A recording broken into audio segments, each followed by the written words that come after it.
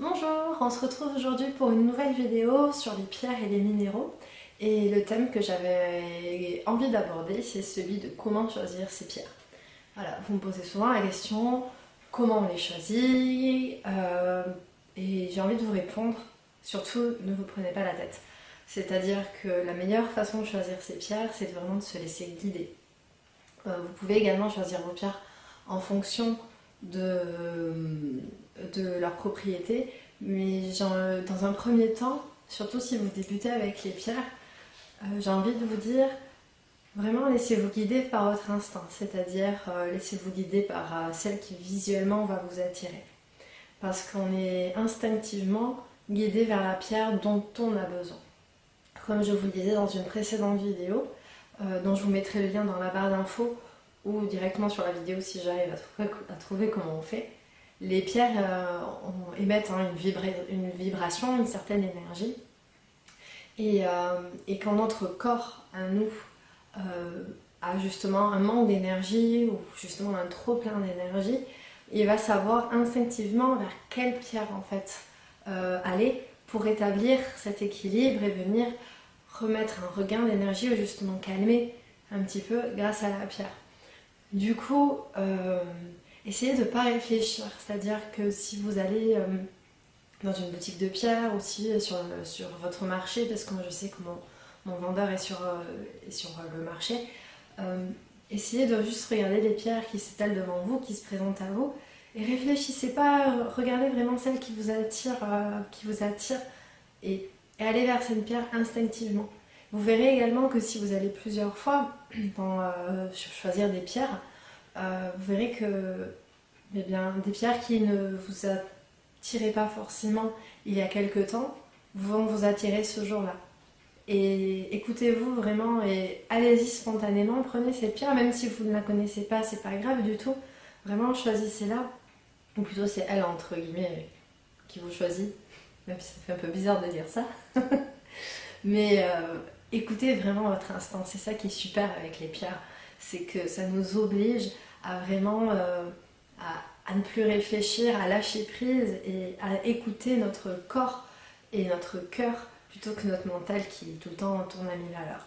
Du coup, voilà, le meilleur en tout cas conseil que je peux vous donner en priorité pour choisir vos pierres, c'est d'y aller à l'instinct et vraiment d'aller vers celle qui nous attire, ne serait-ce que visuellement, même si vous ne connaissez pas son nom, vous ne connaissez pas ses priorités, c'est pas grave du tout. Vraiment, allez voilà, vers celle que vous trouvez belle, celle qui vous parle, celle qui aujourd'hui fait tilt en vous. Si vous n'avez pas l'occasion d'acheter des pierres directement en magasin et que vous achetez sur internet, dans le blog, pareil, j'ai écrit un article sur là où j'achète mes pierres et il y a également un site sur internet sur lequel je me fournis. Il a des pierres d'excellente qualité, donc si vous voulez, je vous mettrai le lien du site en barre d'infos. Pareil, essayez de fonctionner pareil, de regarder un petit peu, peut-être alors là pour le coup, les pierres, soit vous les regardez, vous cliquez sur les photos, sinon regardez les noms des pierres, s'il y a un nom qui vous attire plus que l'autre, cliquez dessus, voyez ce que ça donne.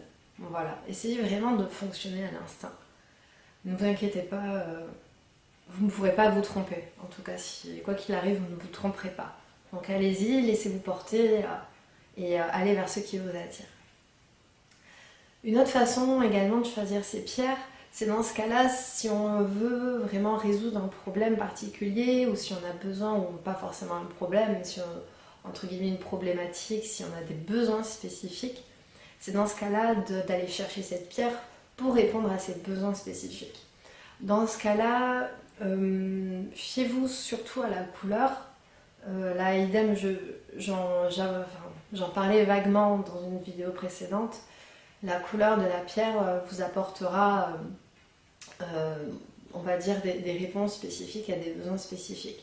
Dans ce cas-là, il existe tellement de pierres que je ne peux pas vous dire précisément qu'est-ce qui correspond à quoi. Je vous invite vraiment à chercher sur Google, à chercher sur Internet, à taper, regarder quelle pierre pour telle problématique, ou voilà. et vous trouverez. Mais il est vrai que les couleurs des pierres peuvent également jouer énormément sur les bienfaits et sur les... À chaque fois je bug dans ces vidéos sur les pierres, c'est pas possible. Mais la couleur des pierres peut également voilà, vous guider sur la pierre à choisir pour répondre à votre problématique du jour. Donc en gros, il y a deux approches. Il y a soit on a envie d'avoir une pierre, mais on n'a pas forcément, on ne sait pas forcément pour quel besoin, même si on en aura forcément besoin, mais on n'a pas une problématique vraiment particulière en disant je veux une pierre pour ça. Et dans ce cas-là, on se laisse vraiment porter et on choisit celle qui spontanément nous attire, ou alors on a vraiment une problématique bien précise à laquelle on veut répondre, et dans ce cas-là, on va regarder quelle pierre, au singulier ou au pluriel, parce que parfois ça peut être une combinaison de plusieurs pierres, vont pouvoir nous aider à répondre à ces besoins. Voilà, c'est en gros un petit résumé et surtout des conseils sur comment choisir vos pierres. Un dernier point sur comment choisir ses pierres, ça va être comment choisir ses pierres également, ou alors pas comment choisir, mais juste choisir ses pierres pour autrui. C'est-à-dire que je reçois également des questions sur j'aimerais, voilà, j'ai ma mère, ma tante, ma soeur, une amie, voilà, qui en ce moment traverse une phase difficile, ou ceci ou cela, et qu'est-ce que je pourrais lui offrir comme pierre? Alors, la démarche est très bonne. Le seul truc, c'est que je ne vous conseille pas. Après, une fois de plus, c'est vraiment très personnel. Peut-être que quelqu'un vous dira le contraire, mais le mieux, c'est ensuite de vous voir comment vous le sentez. Mais je ne conseillerais pas d'acheter des pierres pour autrui et de dire à cette personne tiens, vas-y, prends cette pierre, porte-la au quotidien avec toi et puis débrouille-toi avec ça. Surtout si des personnes à qui cela ne parle pas forcément, ou qui sont pas forcément sensibles, ou qui sont là, oui, bon, d'accord, pourquoi pas, et puis bon, voilà. Parce qu'il faut vraiment qu'il y ait une démarche de la personne également qui va recevoir la pierre pour que les bénéfices soient optimaux. C'est-à-dire qu'une pierre autant une pierre peut avoir des effets superbes, autant si la personne n'est pas vraiment en adéquation avec cette dernière, il peut y avoir l'effet inverse. Du coup, si vous souhaitez offrir une pierre à quelqu'un, plutôt que d'acheter des pierres et de lui offrir par la suite, je vous conseille vraiment, dans ce cas-là, d'intégrer vraiment cette personne dans le processus de choix de la pierre. Soit vous l'amenez avec vous dans votre boutique favorite, soit vous regardez ensemble sur internet, mais surtout intégrez-la pour qu'elle puisse vraiment choisir et qu'il y ait un intérêt de sa part qui soit suscité pour que vraiment l'effet des pierres se fasse par derrière. Parce que sinon, je ne suis pas sûre que les effets soient vraiment très très favorables derrière. Après, ça peut marcher également. J'ai eu aussi des retours de personnes qui ont acheté des pierres pour leur grand-mère ou pour leur maman et qui les ont énormément aidées. Donc si la personne à qui vous voulez offrir les pierres est également sensible à tout cet univers-là, voilà, dans ce cas-là, en effet, vous pouvez y aller. Mais si c'est une personne qui n'y connaît vraiment rien du tout, qui s'y intéresse pas du tout, votre démarche est vraiment très honorable et elle est vraiment chouette parce que c'est également, les pierres, vous l'avez bien compris, du coup, c'est vraiment un moyen c'est un support et un soutien au quotidien. Mais essayez de déjà introduire ce monde des pierres à cette personne pour pouvoir l'intégrer un petit peu là-dedans. C'est pareil avec les enfants, surtout les plus petits. Par exemple, s'ils sont en âge de choisir ou de choisir ou de venir avec vous et choisir une pierre, dans ce cas-là, c'est super. Prenez vos enfants avec vous, amenez-les sur un stand, dans une boutique. Briefez-les juste avant quand même, parce que je pense que la personne qui tient la boutique ou le stand de pierre aura certainement un peu peur en amont en voyant des enfants débarquer. Mais en attendant, les enfants qui sont justement moins formatés sont encore plus sensibles que nous en général, et du coup vont vraiment savoir vers quelle pierre aller. Du coup, je vous invite également à vraiment prendre vos enfants et les inclure et vraiment les faire participer en fait dans le process de choix de leur pierre qu'ils prendront avec eux ou qu'ils garderont dans la chambre. A contrario, alors des fois ça marche, des fois ça marche pas, mais moi par contre, par exemple, je sais que je voyais que le quartz rose c'était génial dans les chambres des enfants, ceci, cela. Et bien n'empêche que j'ai mis un quartz rose dans ma chambre de gamin et ça n'a pas du tout marché. Il a arrêté de dormir du jour au lendemain. Ça a été 4-5 réveils dans la nuit. Ça l'a pas fait. Et j'ai enlevé la pierre et le sommeil est vraiment revenu quasiment instantanément. Donc ça n'a pas marché. Pourtant j'avais purifié ma pierre avant, etc.